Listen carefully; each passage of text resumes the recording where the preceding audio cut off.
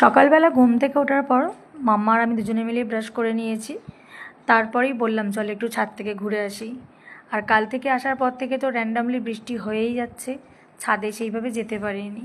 তো সকালবেলা উঠেই দেখলাম হালকা আকাশে মেঘ রয়েছে, রোদও ওঠেনি ঠিকঠাকভাবে, তো চলে গেলাম ছাদে।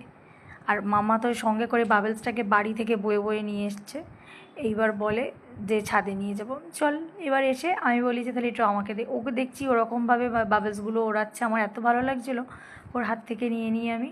তারপরে বলা যা কাজ করাও তাই, সঙ্গে সঙ্গে আমিও বাচ্চা হয়ে গেলাম ওর সাথে সাথে। আমি বাবেলসগুলো এইভাবে ফু দিয়ে ওড়াচ্ছি আর মাম্মা তাদের সাথে ফাইট করছে, ক্যারাটে কিক দিচ্ছে তাদের সাথে। এমনিতেই তো সবসময় এখন ক্যারাটে শেখার পর থেকে সবসময় আমাদেরকে দিয়ে চলেছে, এখন বাবলসের সাথে চলছে। তো দেখো, সত্যি বলছি মাঝে মাঝে না সেই দিল তো বাচ্চা হয়ে যায় একদম পুরো।